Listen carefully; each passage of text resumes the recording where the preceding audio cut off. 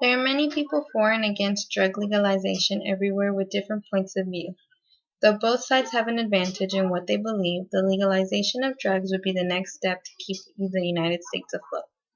It would result in higher tax revenues, elimination of expenditure, improvement of the quality of American life, and change the view of drugs that we have had for almost a lifetime. Legalization of drugs would cause the United States to have higher tax revenues from the sale of legalized drugs and eliminate expenditure on prohibition of these drugs significantly.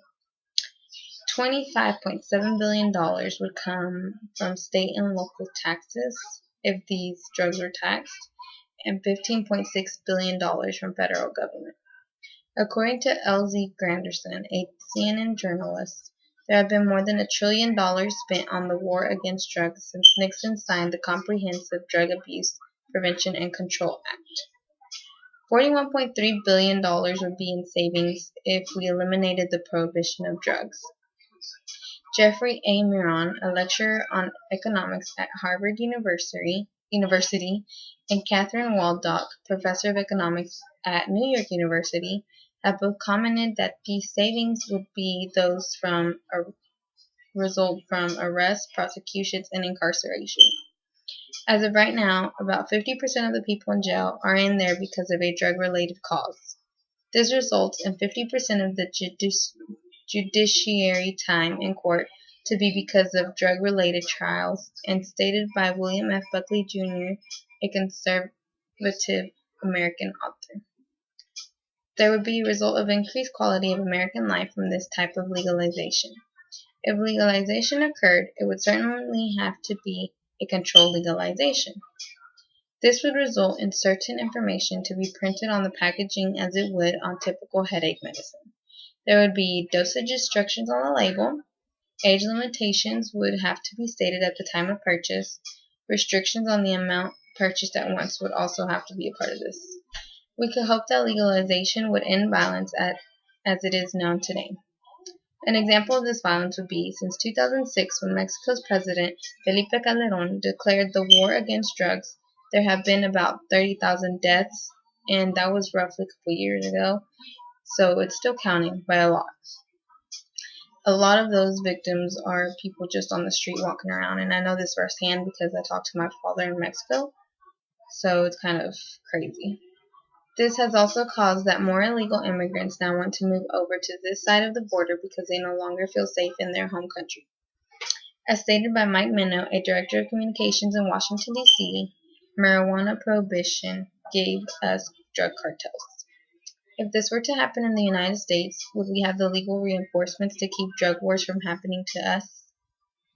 Prohibition of drugs leads to violence. If we were to close down the black market, we would be safer because everything could be solved by legal means, and these lawbreakers wouldn't have to pull out their guns to solve unforeseen issues within them.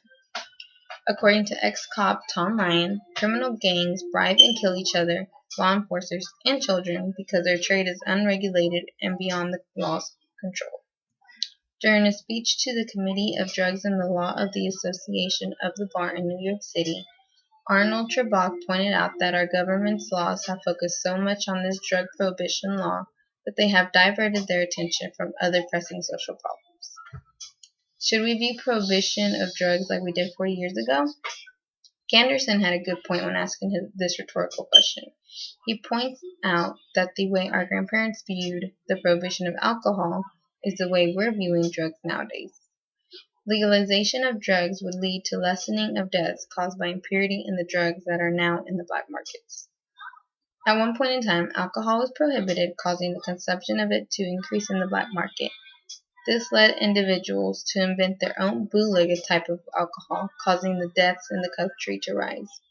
After a couple of years, alcohol prohibition was removed and has remained that way until now. Drugs today do not have the same benefits as they did one day, but legalization would mean that the sale of these drugs would be overseen by the government. The drugs would be processed and kept secure for the consumer to not run into a death situation due to the consumption of impure drugs. Are the reasons that drugs are classified illegal still valid today? Simple possession of a banned substance creates an out-of-proportion punishment for this particular offense. And for example, the LEAP organization couldn't have put it better. Even after 40 years and 40 million drug-related arrests, drug costs less and are stronger and more available than ever now.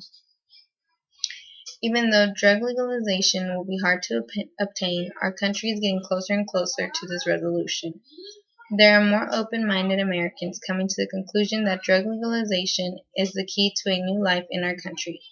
Not only is the money being profited out of this a good point, but the peace of mind that letting your kids go out in the future will be safer rather than it is now. Of course, there will always be a psycho who will abuse drugs like there are now, but at least in this case we know that the government is going to help in regulating the distribution of these drugs.